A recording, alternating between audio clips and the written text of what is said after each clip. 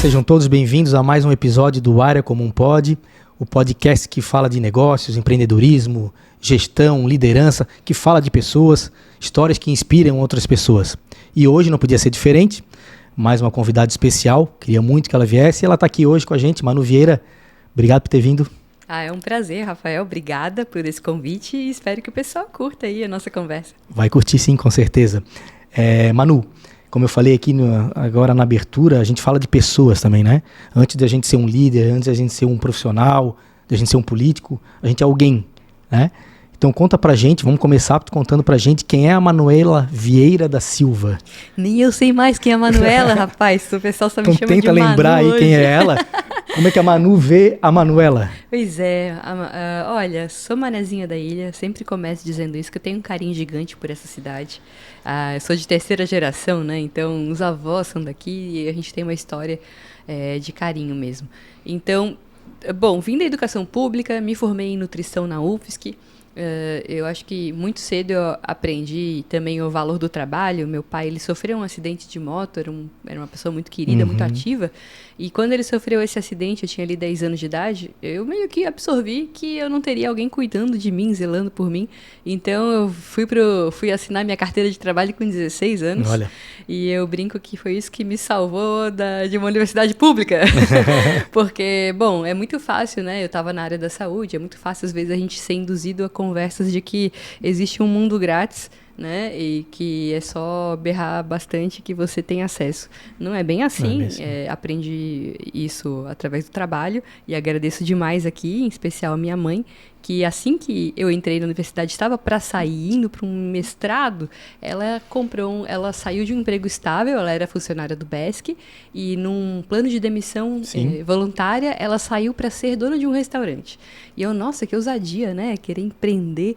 E eu, não, mas eu também quero. E saí, em vez do mestrado, fiz a curva de 180 graus e fui para empreender com ela. E ali, eu entendi que existia uma conta muito grande, muito cara a ser paga, que independente do meu conhecimento de empreendedorismo, que era muito raso, afinal na universidade a gente não tem essa habilidade desenvolvida, eu pensei, puxa vida, não vou dar conta. Fiz vários cursos e quando eu entendi que tinha um lado que eu não discutia, que eu não tinha nenhuma relação, que era a política, eu pensei, caramba, preciso aprender mais de política. Foi aí que eu me toquei de entender quem eram os vereadores, quem era deputado. Esse mundo paralelo, né, do nosso, né? E que dava uma canetada e mudava o teu negócio no dia seguinte. A gente sabe como é que quem empreende, é muito difícil.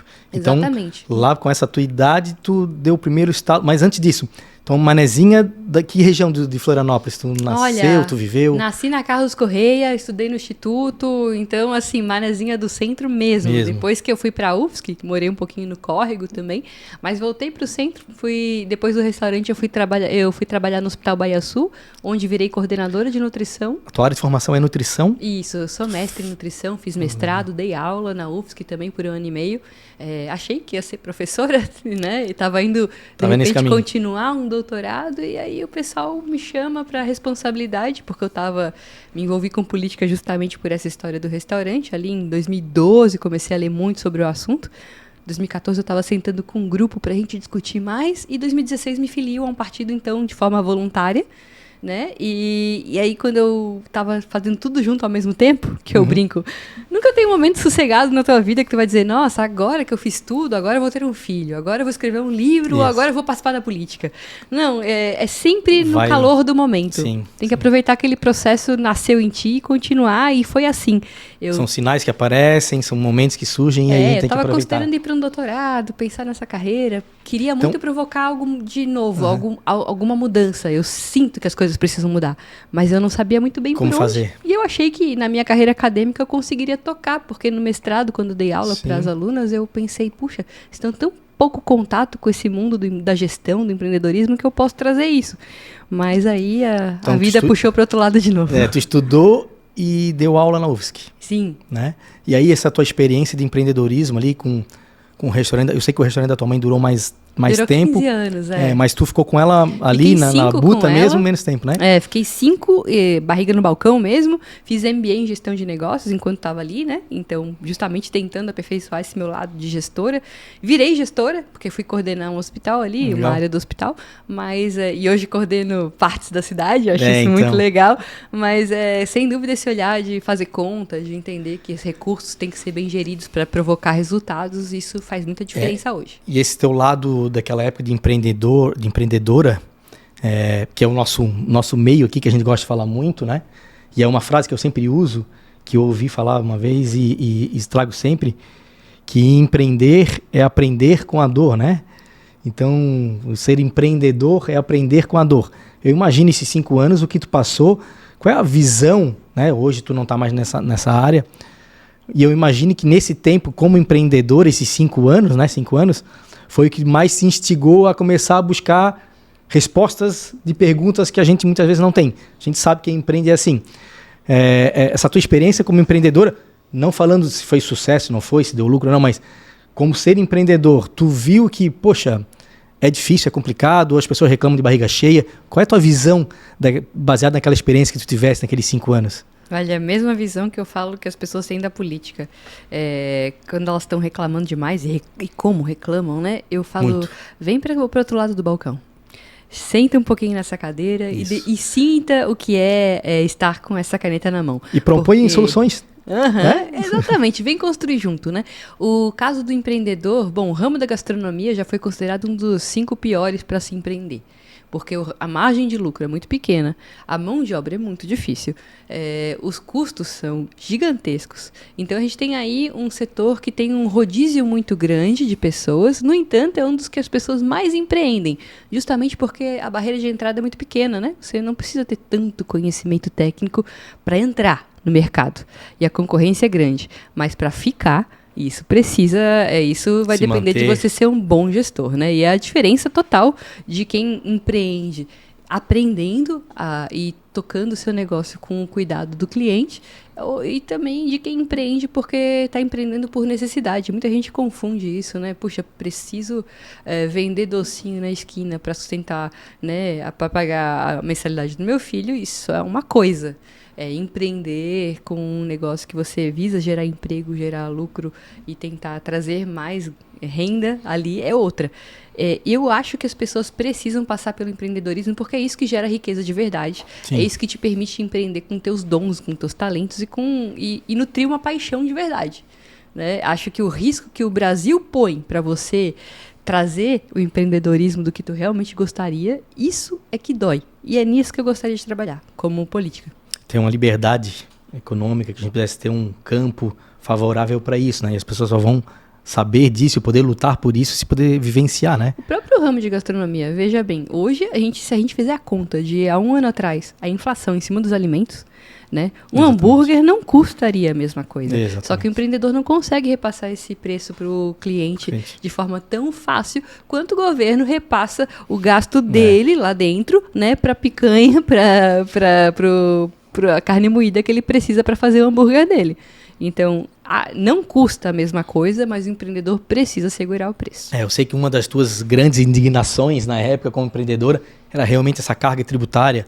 A gente pagar quase que um funcionário fantasma, né, inexistente, mas os custos referentes a um tributo, algo que poderia estar indo para o teu bolso, ou tu não vê o reflexo disso lá na frente, né?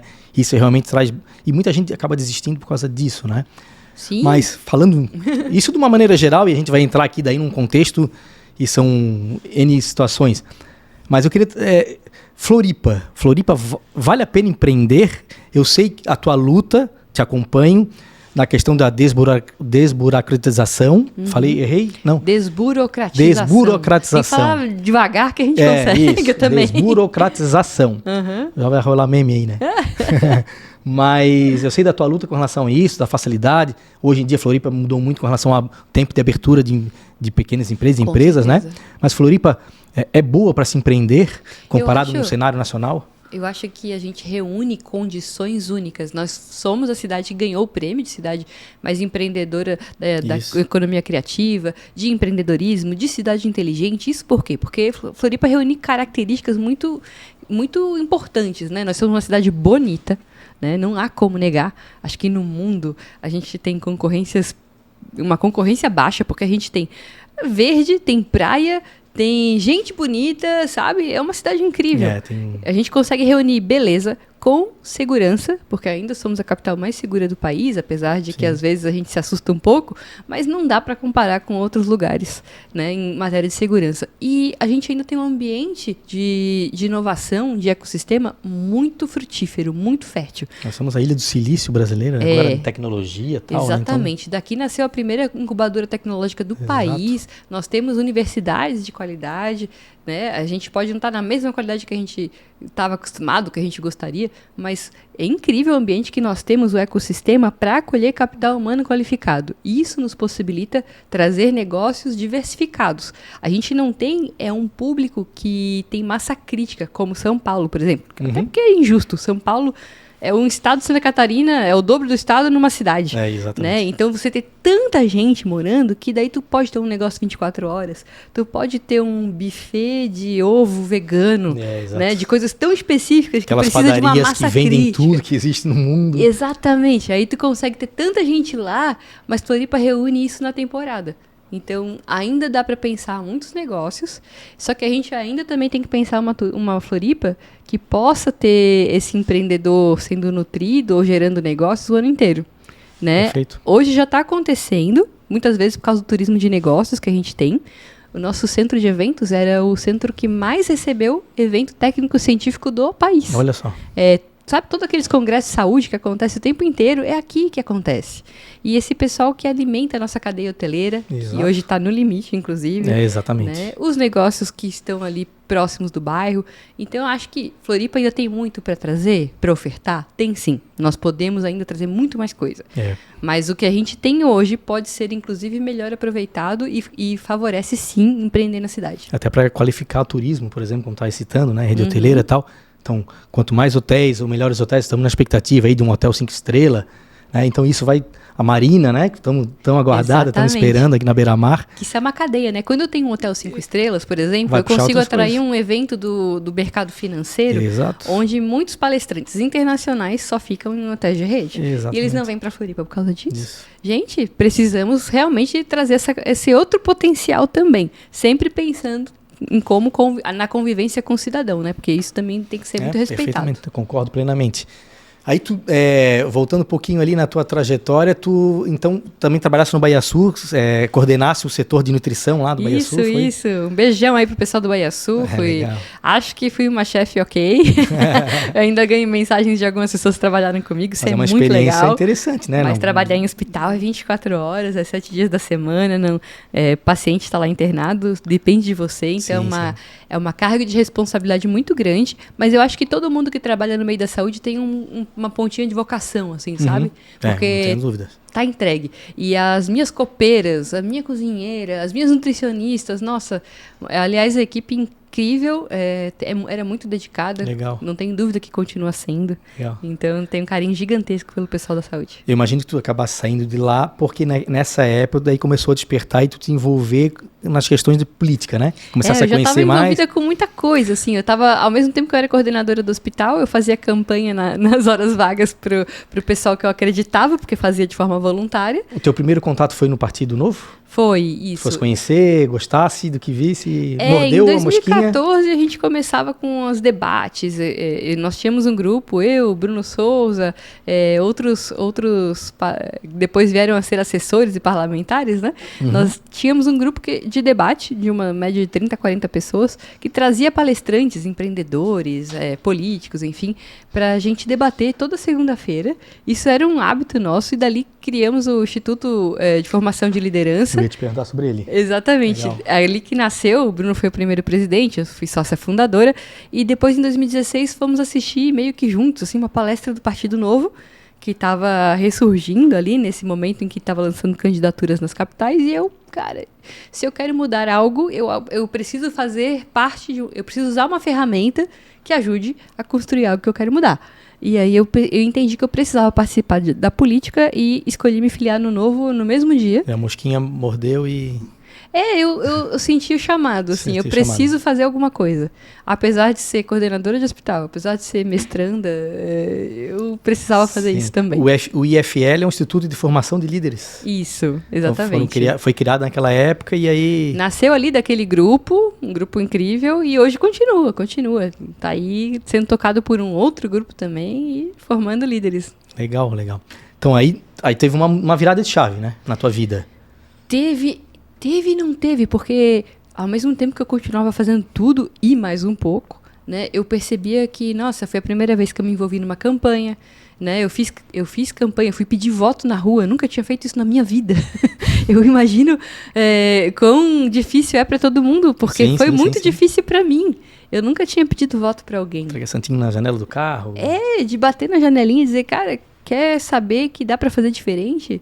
E acreditar realmente no que tu tá fazendo. Eu acreditava e acredito. Uhum. Eu acho que muita gente busca se decepcionar com a política, mas também por falta de relacionamento. E eu quis me relacionar para entender, será que eu me afastei ou que me afastam? Né? Pessoas boas não chegam na política porque elas são afastadas. Será? Ou será que elas não buscam também se relacionar? Então eu com tudo que eu estava fazendo, eu busquei me relacionar, fiz campanha para... Na época o Bruno se elegeu vereador, foi o 5º mais votado. A gente não tinha vereador pelo Novo, então abraçamos a candidatura dele. E foi muito legal, porque eu me senti representada. Eu apostei em alguém e essa pessoa não me decepcionou. E aí eu continuei, eu virei liderança estadual de voluntariado no partido na época, porque eu brinco que era por WO, ninguém queria fazer, eu estava ali dando sopa, então eu falei, eu faço, sem problema, não sei o que eu vou fazer, mas eu vou fazer. Deixa comigo. E aí, de repente, eu estava no meio de uma campanha de presidente, porque na época o Novo tinha um candidato, né? E de deputado federal e deputado estadual, e eu, caramba... Estava totalmente envolvida já. Nossa, e eu tô participando disso, sabe? E a gente elegeu um federal, um estadual, e eu... Nossa, que bacana! E me senti muito importante no processo. Apesar de não estar ocupando nenhum cargo, nada nesse sentido, eu era uma voluntária ativa e me sentia, tô trabalhando pelo Brasil que eu acredito. Então eu estava muito satisfeita. O que é legal, dá pra ver nessa trajetória, porque não caiu assim de paraquedas, não tem ninguém, vamos botar a Manu. Não, eu vi pela tua trajetória, tu fosse empreendedora, gerisse pessoas, né, gerisse negócios. E aí depois tu entrou na política, começou nos bastidores, entre aspas, ajudando, fazendo campanha, indo pra rua, para depois... Então tu fosse degrau por degrau até chegar praticamente formada, vamos dizer assim. Claro que a gente sempre tem mais a aprender, né? Nossa, todo dia. Mas às vezes as pessoas acham, quem é essa que tá lá? Quem é esse vereador que tá lá? Parece que caiu do céu. Alguém, do nada, alguém foi lá e bancou e, enfim... A gente sabe que, inclusive, a primeira campanha foi pelo Novo, né? Foi. Aí já é diferente, já não tem... E o Novo não tinha nenhuma cadeira em Florianópolis. Fui a primeira eleita pelo partido, né? Isso foi muito especial também. Eu fico muito feliz, porque foi uma campanha... como eu falei, eu estava em hospital entregando mestrado e pensei, nossa, vou trabalhar... Na época, na verdade, em 2018, depois da campanha pré-estadual, eu pensei em sair de Florianópolis pela primeira vez, porque meu pai tinha falecido naquele ano, eu tinha uma conexão muito grande com ele, e eu pensei, puxa, talvez seja a primeira vez que eu vou sair de Florianópolis, e estava decidida a ir trabalhar em São Paulo e depois tentar o doutorado em Portugal. E aí os meus amigos me puxaram e disseram, não, tu tem que ser a candidata, porque tu sempre esteve aqui conosco, sempre esteve fazendo todo o movimento, então tu tem que ser uma das candidatas. Acertaram, né? Foi muito bacana, eu agradeço muito a confiança deles em mim, porque, vamos lá, eu fui a única eleita do partido entre homens e mulheres, então não era uma questão de cota, não era nada nesse sentido. E depois, como primeira eleita, fui a 4ª mais votada, né? Então, isso foi muito bacana. Depois que tu entrou virou, a gente não nasce, a gente não é político, a gente vira, né? A gente é político durante algum tempo, enfim, as pessoas são. Tu conversa com política com teus amigos, tuas amigas, quando vai tomar um vinho, tu fala de política também? Ou aquele pessoal diz, política é muito chato. Ô, Rafael, imagina que se a galera bebe um pouquinho já fala de política, imagina com uma política na mesa. Exatamente, né? Aí começa, mano, deixa eu falar uma coisa. Não, e eu nem bebo, cara. E aí é muito engraçado porque geralmente é muito difícil sentar na mesa comigo e não falar nada de política. As pessoas, elas querem saber sim de política. Sim, que legal. E isso é muito legal, porque eu me sinto eu sinto que elas confiam em mim para responder algumas coisas que elas têm dúvidas e também para debater, né? Então o que muita gente acha, falar de política não é chato. Nossa, não. É muito legal, inclusive. Tem muita gente que não quer saber, não quero saber de política. Mas a política está na nossa vida aí, no dia a dia, né? Uma coisa é tu ter uma ideologia partidária ou algo nesse sentido, mas a política é o nosso envolvimento, é o nosso dia a dia. A gente estava falando antes aqui, é a nossa cidade, é o condomínio que a gente mora, é o bairro. Com certeza, eu acredito assim, as pessoas têm um círculo, né? Tem momentos aí que a gente viveu, recentes da política brasileira, em tempos de polarização, mas que a gente pode viver isso no futebol, que a gente pode viver isso na religião, que a gente pode viver isso em outros contextos, né? Onde se eu não estou aberta a debater pela verdade, né? Onde eu acho que a minha opinião é um fato, aí eu torno qualquer debate desgastante. Exatamente. Sabe? Então, eu acredito que se a política tá ruim, tá afastando as pessoas, é porque as pessoas estão debatendo de forma ruim. Uhum. Porque quando o debate é honesto, eu vou discordar de você e vai estar tudo bem, né? Porque tá ok se eu gostar de azul e tu gostar de preto. Exatamente. Né? Pô, tu pegasse bem um gancho, que eu tenho que fazer essa pergunta do azul e do preto, Avaí ou Figueirense? Primeiro vou começar dizendo... Pode ficar em cima do muro. Vou começar dizendo que meu avô, grande zagueiro dessa ilha, Zilton Altino Vieira, ele jogou nos 2 times. Então tu imagina a bronca. E ele foi campeão catarinense em 59 pelo Paula Ramos Clube, né? Sendo sócio vitalício. Quem fica em cima do muro diz que torceu o Paula Ramos. Então, ele era isso. A gente dizia, vô, e aí, qual time? Paula Ramos. Paula Ramos. Total. Mas assim, eu não vou esconder que eu sou havaiana, né? Entre os dois eu escolhi ir pro Avaí, porque, bom, enfim, ganhei esse carinho. Sempre tem aquele momento, né? Me levaram na ressacada antes de me levar no Scarpelli. Então, quando eu tenho um sobrinho, alguém próximo que nasce, a primeira coisa que eu dou é uma camisa do Figueirense. Tem uma que camisa batizar. Figueirense, puder levar no estádio, pronto, tá marcado. Exatamente, mas eu tenho um carinho muito grande pela cidade, Sim. pela nossa história de esporte, e o que eu puder fazer como vereadora e como florianopolitana aí para que os 2 times continuem existindo, porque a gente sabe que tem momentos de crise aí. Sim, bastante. Não, tem que existir, tem que Sofrimento ter. faz parte. Tem que ter. E eu brinco que o meu assessor, né, ele é figueirense, assim, daquele de que vai no estádio o tempo todo. E eu brinco que bom, né? Que bom, legal. Porque a gente tem que ter, assim como eu sou havaiana e ele figueirense, a gente tem que ter, assim, as pessoas acostumadas a sofrer mesmo. que nós 2 sofremos pra caramba, porque pra ficar, assim, com a expectativa baixa lá dentro da política e o golpe não dê tanto, entendeu? Quem sabe Floripa precisa melhorar isso também, né? A gente precisa aí, eu vou dizer que os 2 precisam. Então, uma coisa que eu sinto bastante falta, assim, uma coisa que eu sempre me pergunto, Floripa, eu sinto muita falta de equipamentos esportivos, de Floripa um incentivo. A gente sabe que em algumas cidades interior, por exemplo, é diferente. Eu, quando era novo, adolescente, joguei futsal, eu ia jogar joguinhos abertos e por aí vai. Então a gente vê, assim, o desenvolvimento de algumas cidades com esporte. Mas Florianópolis parece que não tem essa identidade de uma zona... Enfim, a gente tem as Olimpíadas de colégios e aí um time ou outro que se destaca, o basquete da fundação, alguma coisa assim.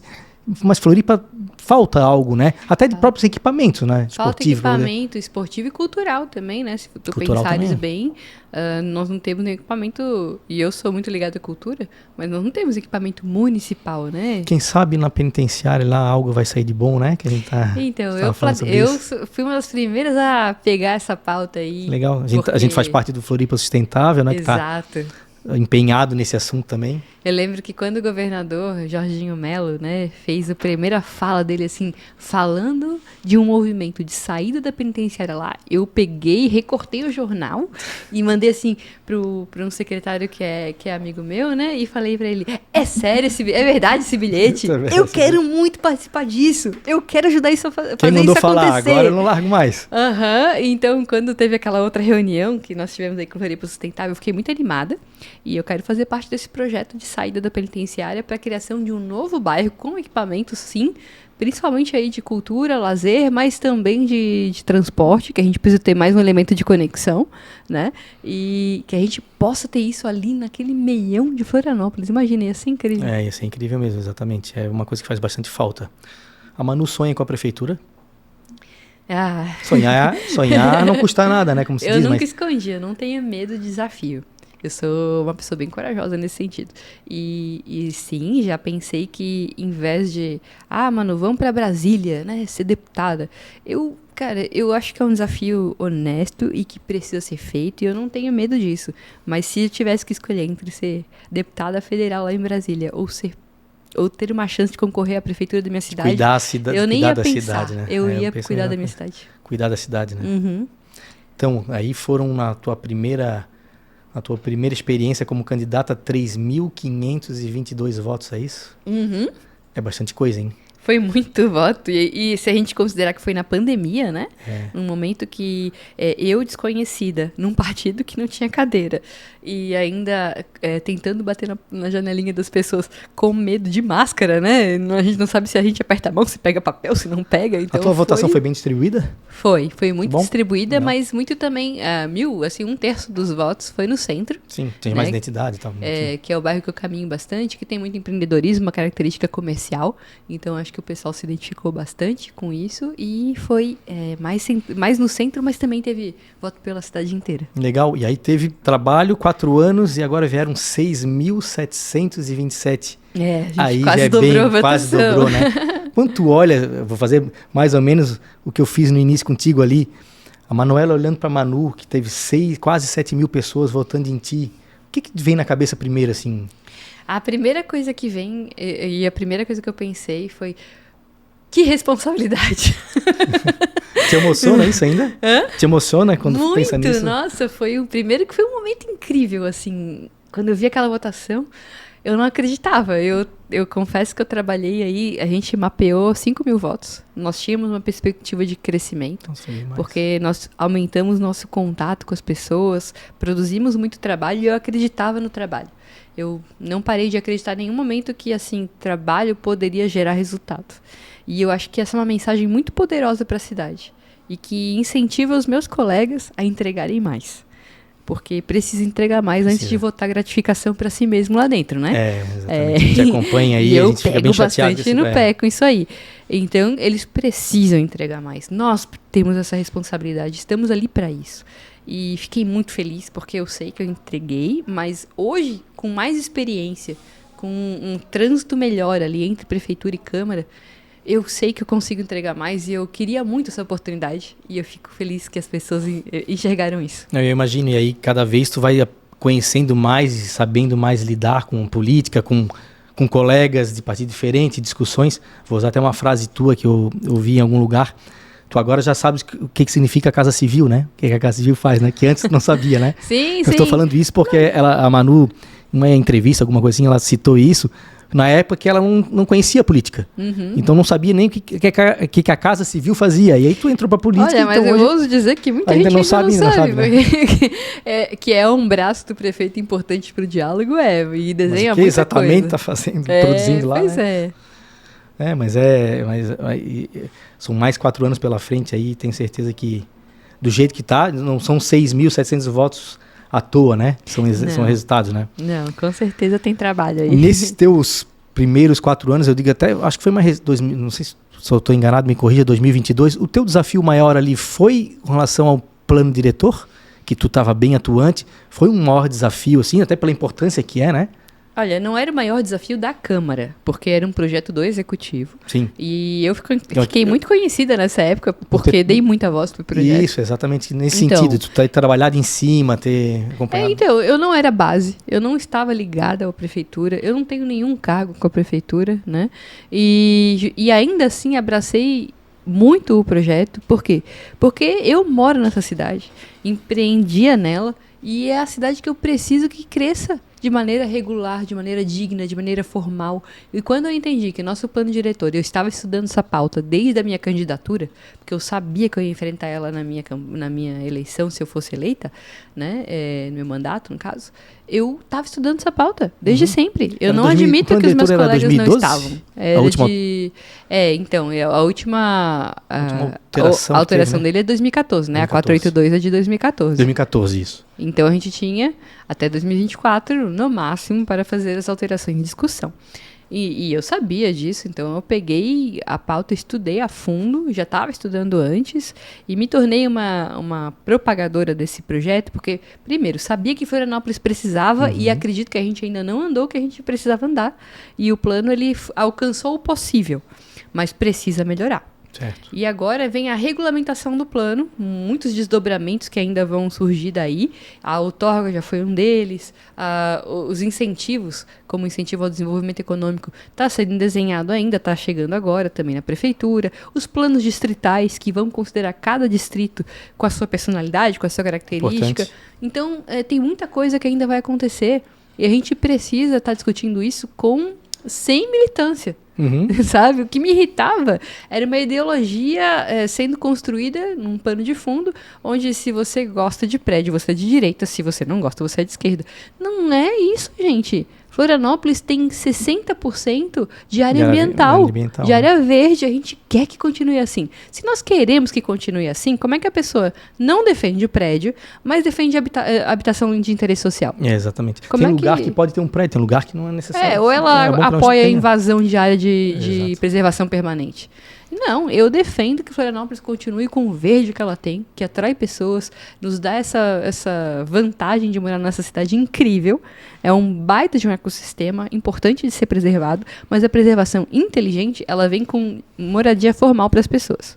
Então, talvez não tenha sido o maior desafio, mas é o mais polêmico, né? Talvez, né? O trabalho em cima disso. Né? Eu estudei a minha pauta e eu sei o que eu gostaria de defender. Mas eu tô sempre aberta ao diálogo, sabe, Rafael? Eu entendo que tem coisas ali que a gente... verdade, vamos achar um meio termo, porque tem duas verdades aqui. Não existe um falso e um verdadeiro. Então vamos trabalhar o meio, sabe? Perfeito, perfeito. E aí tu até citou a questão das moradias, que é muito importante, enfim. Eu não sei exatos números, não sei se tu tens, mas...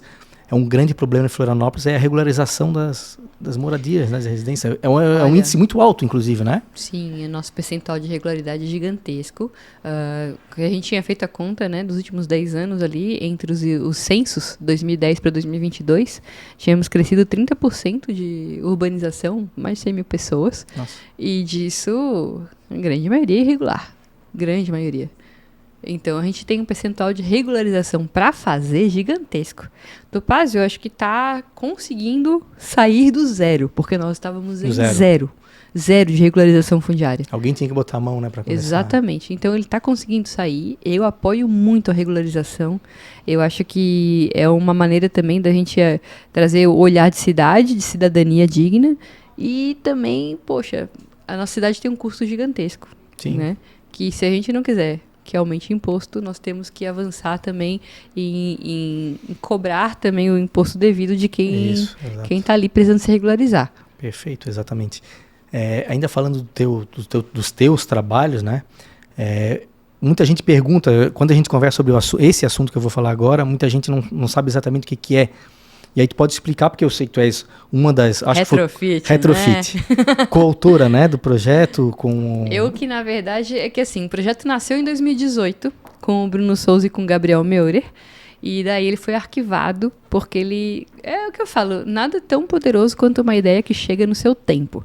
Quando ela chega à frente do tempo, às vezes a discussão não está madura, né? E ele sofreu muitos pareceres contrários naquela época e foi arquivado. Quando eu entrei, eu quis desarquivar o projeto e remodelei ele à luz do que estava acontecendo. Então, em 2018 também, São Paulo avançou na legislação. Outras cidades, como Belo Horizonte, Rio de Janeiro, Recife, também avançaram. Porto Alegre estava com cases incríveis. Então, nós estávamos vendo isso pipocando pelo Brasil, não à toa em capitais com centros históricos mais antigos, e também notamos o aumento das pessoas em situação de rua depois da pandemia. Com esses dois fatores vindo e se somando, qual era a necessidade? O resgate do centro, né? E isso tu podia olhar para os locais que estavam vazios, esvaziados.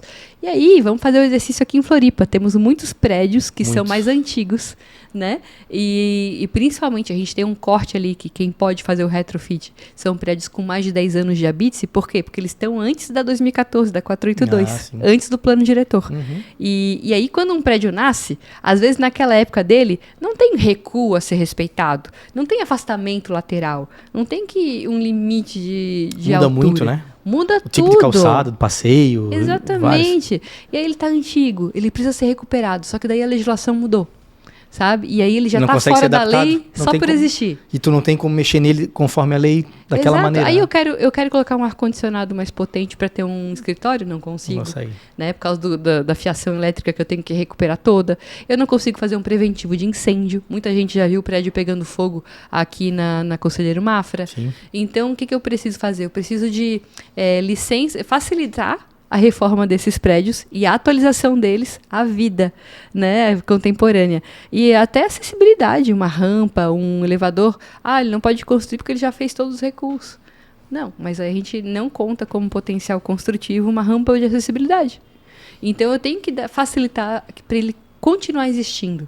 Sim. Por que eu quero isso? Porque se eu mantiver um prédio que tem história, não necessariamente é patrimônio histórico, não necessariamente ele é tombado, ele não precisa ser patrimônio histórico, mas ele carrega história. Sim. Ele dá personalidade para a cidade. Em Floripa, no centro, tem alguns, muitos. Né? Ele veio de outra época, né? Ele conta aquela história, assim, puxa, aquela fachada, né? Aquele amarelinho claro, assim, né? Tem imóvel público dessa situação? Tem também. Fechado, abandonado? A gente chama aqui, pode falar aqui dos Correios, ali na Praça 15. Os Correios é um, né? Inclusive, acho que foi o dia que sancionou a lei, foi ali na frente, a cerimônia, né? Foi, e tem uma vontade, uma intenção da prefeitura ocupar aquele prédio, tá? Em negociação com a União, para ver se faz um retrofit naquele prédio.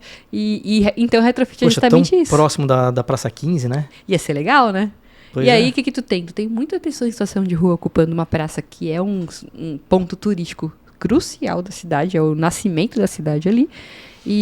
E a gente não tira as pessoas em situação de rua porque a gente quer, não remove, não manda de volta para a cidade. Nós temos, assim, que ocupar os espaços. Sim. Né? Fluxo de pessoas, tem que criar circulação. Então, eu gero isso como? Ocupando esses prédios, criando fluxo. Porque o centro tem uma característica muito comercial. 80% dele é comércio. Se eu tenho isso, às 18 horas, 19 horas, morre o centro. E aí eu me sinto insegura, até como mulher, de sair da Câmara, muitas vezes ali 21 horas, 22 horas. Sim. Acontece, né? Então, para melhorar esse movimento, nós temos que ter fluxo de pessoas em outros horários. E quando eu tenho um bairro que é residencial com comércio, né, que ele tem o uso misto, que a gente fala, a gente consegue equilibrar, exatamente. Eu chego do trabalho às 9h30, eu peço uma pizza às 8h30, então tem um movimento sempre sendo gerado ali, né? Sim. Hoje, vamos dizer assim, a grande pedra no sapato de Florianópolis, ou da prefeitura, ou do prefeito, é a questão dos moradores de rua. Acho que é uma... Sem dúvida, isso não vou dizer que é uma 3. discussão sem fim, porque ela precisa ter fim. Mas ela é muito complicada, muito complexa. Vocês falam isso muito lá na Câmara? Discutem muito? Sim, muito. Eu sou uma das pessoas que puxa muito, porque eu moro no centro. E a gente vê esses acontecimentos que têm sido de violência também, né? Eu moro no centro, já fui perseguida, né? Perseguida não, né? Mas seguida. Poxa, assediada todos os dias, né? Me dá alguma coisa. Não, mais amigo, tu conhece a Passarela da Cidadania? Tu conhece... já fui, não quero ir. Não quer ir mais. Eu entendo que nós temos que melhorar os equipamentos de acolhimento, né? Nós temos que ter mais critérios também. Por exemplo, eu sou uma das pessoas que vai fazer mais uma audiência sobre o restaurante popular. Um instrumento que é um equipamento de necessidade para a segurança alimentar e nutricional de pessoas vulneráveis. Só que daí a gente tem que fazer um acompanhamento. Política pública não pode ser política de assistência. Pronto, põe para funcionar e aí é isso. Eles se virarem. O critério é esse, tá funcionando. Não, ele tem que ter uma utilidade, um interesse público. Então, essa família que está lá se alimentando, ela tem que ser acompanhada, ela tem que sair do status de vulnerabilidade. É o que a gente quer, a gente precisa acompanhar isso. Sabe? Como é que eu sei se eu não estou alimentando um problema? E quando eu falo alimentando um problema, eu tenho criminoso em situação de rua com 30, 40, 60, 80 passagens, uma vez um infeliz ali, que está ali dormindo na frente do equipamento, almoçando comendo 3 refeições gratuitas durante o dia e à noite furtando um ar-condicionado de um empreendedor que vai gastar R$2.000 e vai perder todo o estoque, entendeu? Exatamente. Eu preciso ter critério. Tem que resolver, né? É. Ali essa região do restaurante, que é na Mauro Ramos, né? Uhum. Tem muita pressão do comércio local ali por estar ali, chega a ter isso? Tem, porque eles não foram consultados na abertura. Apesar do local, né? É um local que, pelo olhar de instalação de um equipamento como aquele, é um local ok. Porque a gente pensa Ele foi assim, o Cine lá também um tempo, né? Exato, época, né? teve o Cine, tem acesso de né? equipamento público, tem acesso ao transporte, sabe? Tá perto da comunidade do Maciço, que é um público interessante de atender, os estudantes de escola pública, mas quando a gente não tem outros braços, como assistência, como saúde, para entender que a gente precisa encaminhar essas pessoas que muitas vezes estão em dependência química, pessoas em situação de rua, porque 80% está em dependência química. Esse foi o dado do censo que trouxeram pra gente. É muita coisa. Eu preciso que essa pessoa tenha acompanhamento. Não posso só dar uma refeição para ela ali e joga ela na rua de novo. Porque o que acontecia, e ainda acontece frequentemente, casos de agressão.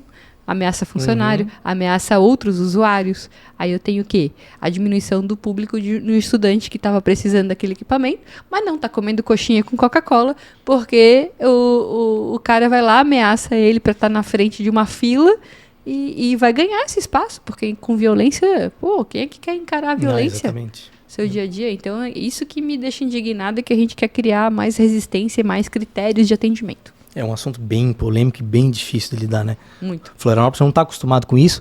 É uma situação que está acontecendo no mundo inteiro, a gente sabe. Muitos lugares, muitas cidades e culturalmente famosas. É muito difícil de lidar também. A gente quer ajudar, eu sou cristã, a gente percebe muitas iniciativas de doação de agasalho, de cobertor, de alimentação, mas hoje eu tenho certeza que na rua não pode mais acontecer. Exatamente, isso aí. Tem um outro projeto que eu acho que também se envolveu, me confirma se partiu de ti ou não, aquela da questão do 5G, né? Sim. Já que a gente volta a falar um pouco de tecnologia, né, Floripa, mas foi também uma grande conquista, né? Foi meu primeiro projeto. Foi o primeiro? Foi o primeiro aprovado, assim, grande, né? Sim. E foi depois de 9 meses de mandato, então eu brinco que foi meu primeiro filho. Exatamente, 9 meses depois. E esse também era outro projeto que estava arquivado desde 2019. Novamente, um projeto que veio à frente do seu tempo, né? Mas que quando ele surgiu, quando eu resgatei ele, foi justamente no momento em que a Anatel estava promovendo uma discussão com todos os municípios por causa do leilão do 5G. E era necessário que os municípios se ajustassem o quanto antes.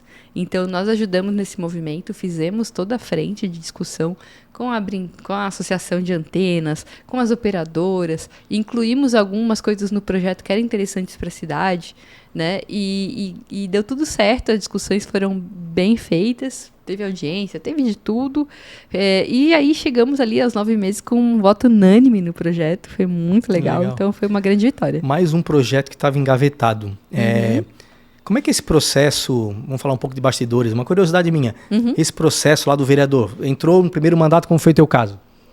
A tua equipe vai atrás, ou tu ouve um assunto, como é que tu fica sabendo de projetos que um dia passaram ali, estão engavetados e que podem ser retomados?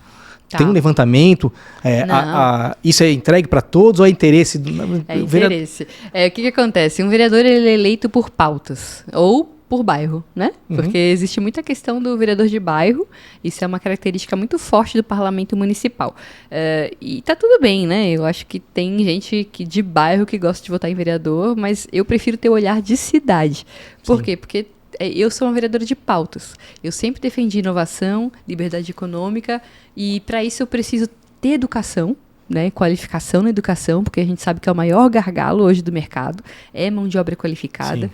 E, se eu me importo com o futuro da cidade, eu preciso me importar com as crianças, né? Então, eu bato muito. Eu entrei numa briga gigantesca, porque eu entrei na pandemia, né, e entrei querendo reabrir as escolas. E essa briga eu agarrei com as 2 mãos e foi incrível. E tudo se conectava, porque daí eu tenho um Floripa 5G. Porque eu vi as crianças trancadas dentro de casa sem acesso à internet. Elas não têm acesso. A gente tem lugares de apagão total, de 4G, de 5G nem se fala, mas Acesso 4G, mal internet. e mal 3G, não tem. A oportunidade é na escola. Exatamente, então essa criança estava sendo totalmente excluída da sociedade, e ela ainda está. Enquanto não tiver acesso, ela ainda está. E hoje, exclusão digital é exclusão social. Eu não posso ter uma Ilha do Silício e não ter crianças conectadas. Perfeitamente. Né? Então eu precisava brigar por isso e fazia muito sentido. Quando eu ouvi o alerta da Anatel, nós fomos buscar fazer o projeto. Só que daí a gente na pesquisa encontrou um projeto engavetado e eu falei, puxa, é mais fácil eu puxar esse aqui e refazer ele do que eu tinha pareceres contrários, tinha um monte de coisa. A gente fez um substitutivo, então o projeto poderia ser um novo projeto com o meu nome? Poderia, mas eu não sou vaidosa, eu não tenho essa questão de dizer, tantos projetos.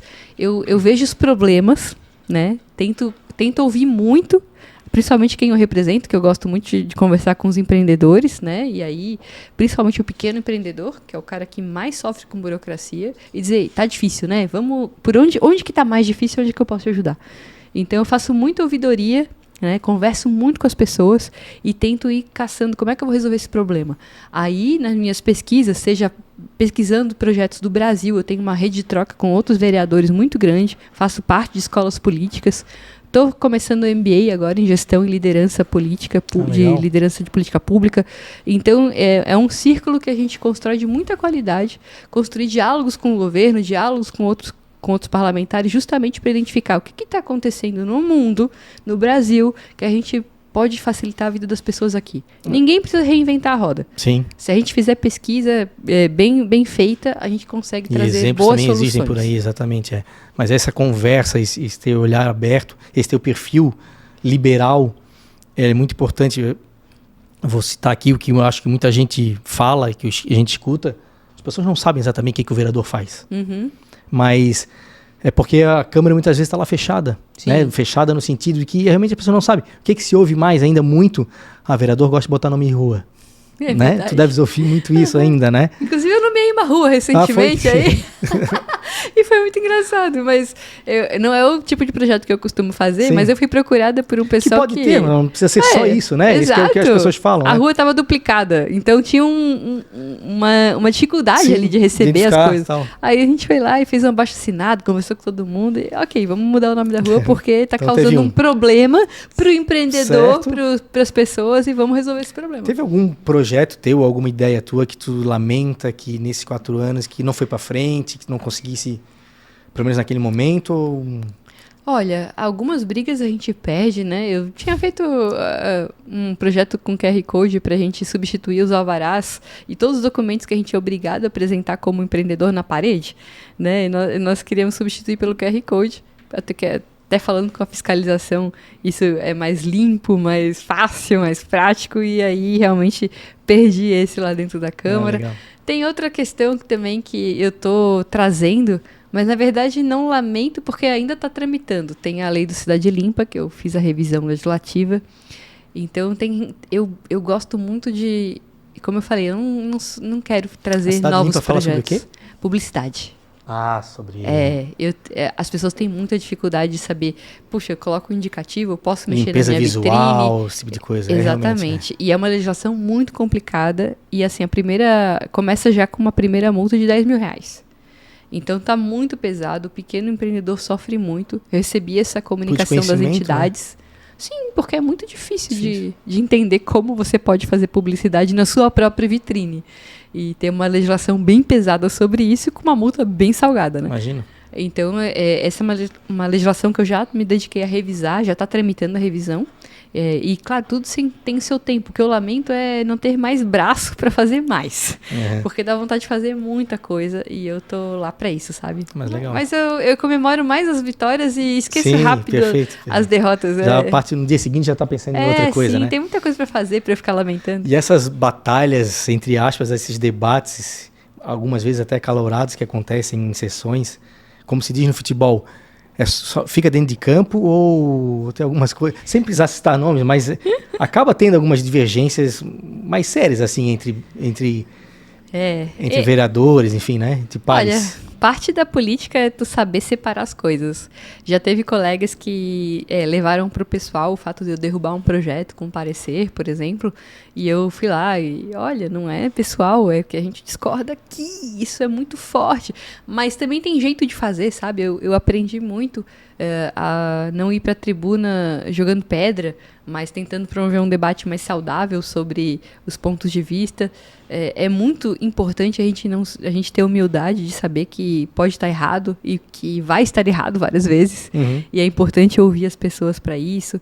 Então eu aprendi muito a construir, de fato, assim. Mas claro, tem discordâncias que ficam um pouco mais quentes no calor do momento, né?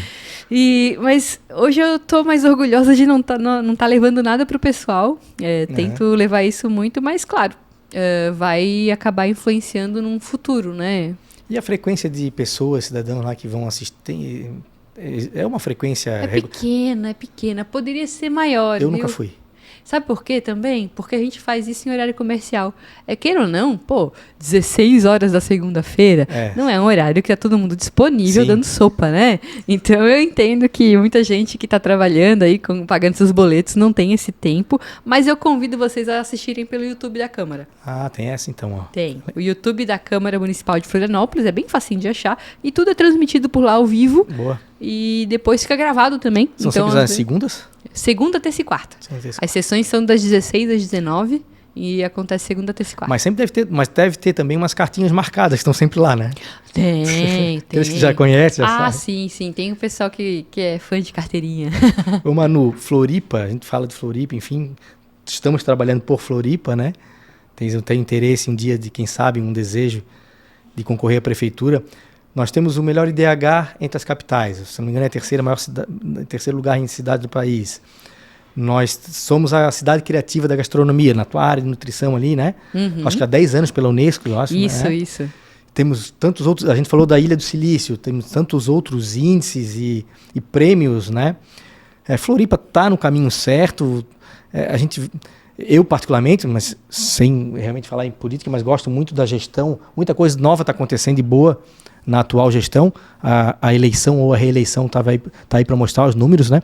Quem foi bem reeleito porque é exemplo do que fez, do que realizou, né? Mas Floripa está no caminho certo, acho que está muito distante ainda, ou não? A nossa cidade ainda pode... Eu, particularmente, acho que a nossa cidade é muito boa, tem esses índices, esses prêmios, não é à toa, é merecido, mas se ela não der uma segurada agora, acho que a gente perde a mão. Né? Agora estamos com a temporada chegando aí, a gente sabe o que vai acontecer também, né? Qual é a tua visão, assim, tu acha que ainda dá? Mas com certeza. Eu parto do princípio de ser uma otimista. Eu tô sempre trabalhando para ver o copo cheio e para entregar esse copo cheio para a cidade, né? Então, se eu tô lá para trabalhar, eu preciso dizer que acreditar. Se eu não tô no caminho certo, cara, eu tenho que levar para o caminho certo, porque não tem outra forma de fazer. Se eu estou lá para fazer, eu tenho que fazer. Eu acredito que apoiei a reeleição do Topázio, justamente porque vi nele uma pessoa que quer construir parcerias. Né? E essas parcerias, principalmente com o setor privado, porque hoje eu não posso aumentar o gasto público e para isso eu não posso endividar a cidade, eu não quero aumentar impostos, essa é a minha premissa. Ele vem da iniciativa privada, ele tem esse olhar, né? Isso, então para a gente não enfiar a mão no bolso do florianopolitano, eu preciso fazer parcerias com a iniciativa privada. O Topázio, ele tem esse olhar, não é à toa aí que ele está liderando esse processo da Marina, a concessão do Centro-Sul, acho que são concessões tão importantes para a cidade que podem qualificar. Eu acho que ainda falta uma proposta estruturante para a mobilidade, que é o nosso grande problema, Sim. É onde afasta o nosso turismo qualificado. Já começou? Já começou a temporada, para quem está na rua dirigindo, já sentiu. Particularmente, a temporada é um lugar que eu sempre fiquei trabalhando, né? Antes barriga no balcão, depois hospital, mas eu sempre estou trabalhando na temporada porque... a gente sente no trânsito, né? A gente não consegue aproveitar tanto a cidade, né? Principalmente por causa da mobilidade. Eu não posso me dar o luxo de perder 2 horas no trânsito e eu não quero que as pessoas continuem lidando com essa realidade. Então a gente precisa de uma proposta estruturante. O que eu quero dizer com isso? A gente precisa ter a coragem de encarar um projeto que vai durar 20 anos sendo construído para trazer uma resposta. Não é algo que tu vai fazer e quer entregar no teu próprio mandato. Não, é algo para que dê continuidade. Não, ter pequenas soluções de curto Sim. prazo é bacana, porque responde uma necessidade imediata, né? Um binário, soluções acertadas, bacanas, estudadas. Mas se não tiver o estruturante, em 2 anos está igual. E ninguém vai lembrar que aconteceu. Então eu preciso trazer uma nova proposta. Uma via exclusiva de ônibus, uma via de VLT. Eu preciso trazer uma nova O proposta. teste da Ponte Ercílio deu certo? Olha, a princípio eles estão achando que sim. Eu preciso de ver os dados, eu ainda não vi os dados, e fazer esse teste agora no calor da temporada em que está tudo sobrecarregado, talvez não seja o melhor viés para a gente analisar. Né? Tem que testar aí no nosso cotidiano, no temporada e pós-temporada. Mas precisamos dessa análise. Não é tão simples assim, não é tão rápido. É isso e, por fim, saneamento. Eu preciso avançar nos indicadores. Que são muito baixos, Floripa, né? Sul da ilha, é impressionante, né? Floripa ainda está melhor do que muito município catarinense. E Santa Catarina, que tem uma das tarifas médias mais caras do Brasil e tem o mesmo percentual de cobertura e tratamento que Alagoas, 30%, não bate, difícil. né? As coisas não fecham. Não bate. Eu acho que a gente vai avançar bem agora nos próximos 2 anos, porque muitas das estações de tratamento devem ficar prontas e a gente tem que exigir que elas vão para a atividade o quanto antes, né? Os ingleses têm que entregar mais, João Paulo vai ficar pronta também. Isso deve aumentar um pouquinho o índice de tratamento e cobertura. Sim. Mas a gente precisa avançar. Falta muito. Uhum. São questões a longo, né? Não são de curto prazo, né? De longo prazo. Exato, só que tem que ter uma agenda e precisa cobrar, né? Então, avançaria aí. Tem uma frase que eu sei que tu gosta muito, que é da Margaret Thatcher. Não existe dinheiro público, somente dinheiro de pagador de impostos. Uhum. É isso? É isso. E hoje estava até falando do Roberto Campos. E eu concordo, muito. Hoje de manhã eu estava lembrando do Roberto Campos, que também fala que falta de cidadania a gente não ter responsabilidade fiscal de governo. Porque isso é um ultraje. E é ruim o quanto as pessoas estão distantes dessa conversa. Por isso que eu falo que a gente estava falando aqui de comunicação política. Eu falo muito na minha rede social, né, em outros espaços, sempre que eu tenho oportunidade. Mais que os outros. Mais que os outros, porque eu sinto que eu tenho uma missão. Sim. A minha missão é dizer, principalmente para as pessoas, olha, a tua comida não custa o mesmo do ano passado e tu não consegue mais fazer compras para tua casa com o mesmo valor do teu salário, por causa da inflação, que é o imposto mais injusto, porque ele vem da irresponsabilidade de um governo que não sabe fazer conta, que dá o teu dinheiro para construir emenda, que dá o teu dinheiro para corrupção de Estado, que premia os ineficientes e tira dos mais eficientes. Santa Catarina é um dos estados que menos recebe de volta os impostos que entrega para Brasília. Então a gente precisa conscientizar as pessoas de que o que a União faz, a irresponsabilidade de um governo lá em Brasília, tão distante de nós, a gente paga diariamente na nossa conta aqui. Uhum. Então, para mim, assim, eu quero que as pessoas sempre saibam que todo aumento de imposto e toda a inflação que acontece, ele vem de uma irresponsabilidade do governo que deveria estar primeiro olhando para dentro de casa, depois passando a conta. Isso aí, perfeito. Manu, muito legal. Esse nosso episódio vai pro ar, eu tenho certeza que vai ser um sucesso. Aliás, ele está no Spotify, está no YouTube, logo vai ficar disponível já para que todos possam ouvir ou assistir, né? Maravilha. Quero agradecer o teu tempo aí, a tua disponibilidade, né? Acho que foi um papo muito legal. Se deixasse, a gente ia aí mais 1 hora, mas a gente não... Tá vendo? Falar de política não é tão bom, ruim não assim. é chato, né? Como eu notei aqui, botei exclamação. Falar de política é chato? Não é, eu sei que não é. Mas, mais uma vez, obrigado, tá? Parabéns pelo teu trabalho, pela tua reeleição. A gente, como cidadão, a gente acompanha e cobra, como tem que ser, né? Como tu mesmo... Claro. Que tu também faz isso, tu também és moradora de Florianópolis, cobras, e por isso que estás lá, né? Verdade. Mas obrigado mais uma vez aí.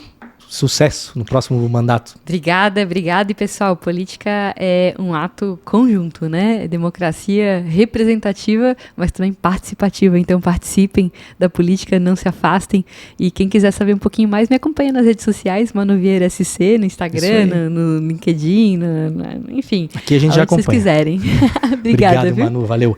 É isso aí, pessoal. Obrigado por mais um episódio do Área Comum Pod. Até mais.